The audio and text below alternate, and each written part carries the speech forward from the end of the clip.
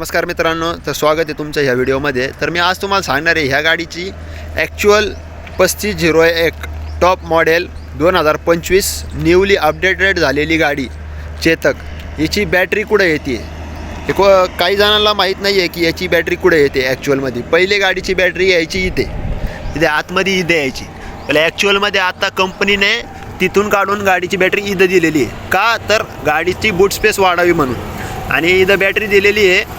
तर त्याच्या संरक्षणासाठी कंपनीने खालून एक लोखंडी प्लेट दिलेली आहे। तर खालून काही जर लागलं गाडीला तर ते बॅटरीची संरक्षणासाठी ती प्लेट दिलेली आहे। आणि गाडीची बूट स्पेस पहिली 25 लिटरचा यायचा, आता 35 लिटरचा येतोय, म्हणजे एवढा कमीत कमी 10 लिटरचा बूट स्पेस गाडीचा वाढलेला आहे।